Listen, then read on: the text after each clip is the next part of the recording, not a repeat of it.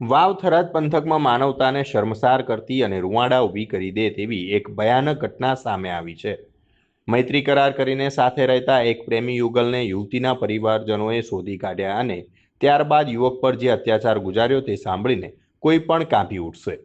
ઘટનાની વિગત મુજબ યુવક યુવતી અમદાવાદમાં સાથે રહેતા હતા।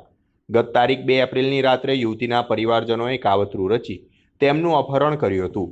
લૂંટ ચલાવ્યા બાદ યુવકને એક અવાવરૂ જગ્યાએ લઈ જવામાં આવ્યો હતો, જ્યાં ક્રૂરતાની તમામ હદો વટાવવામાં આવી। આરોપીઓએ યુવકને નિર્વસ્ત્ર કરી તેના પ્રાઇવેટ પાર્ટમાં ઇન્જેક્શનની સોય ભોકી અને અસહ્ય પીડા આપી હતી। આતંક આટલેથી જ ન અટક્યો।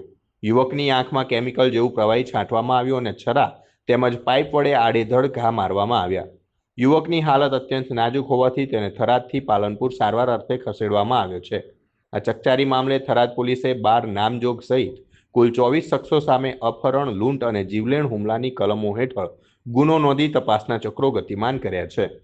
તો એ કરીને છે એ 19/2 એ ધંધા માટે ઘરથી નીકળ્યા અને રાત માટે અને પછી એમના સમાચારમાં સાંજે 4:30 વાગે જેવા સમાચાર મળ્યા કે કોઈ છોકરી લઈને ભાગી ગયેલા છે।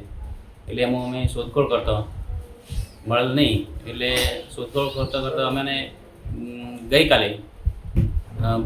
ગઈકાલે મને રેડવા ગામમાં ગૌશાળામાં બધા લોકો ભેગા થયા અને ત્યાં સમાચાર મળ્યા કે છોકરો છોકરીવાળાને મળી ગયા છે, છોકરો છોકરી બંને, અને એમના જોડે છે।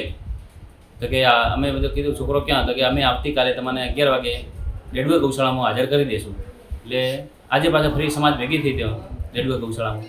એટલે આ લોકોએ છોકરાને ત્યાં પકડવા આવ્યા 2 ગાડીઓ ભરીને। એટલે છોકરાની હાલત ખૂબ કફોડી અને બહુ ઢોર માર મારેલો હતો। એટલે અમે 108 મારફતે છોકરાને ઇમરજન્સી અહીંયા થરાદ રેફરલમાં આજે એડમિટ કરેલો અને ત્યાં સારવાર લેતો ડૉક્ટરે મને આગળ જવા માટે પાલનપુર જવા માટે અમે જઈ રહ્યા છીએ અત્યારે જવા માટે। અને તંત્ર પાસે એક જ માગ છે કે આખા ગરીબ પરિવારને સાચો ન્યાય મળવો જોઈએ।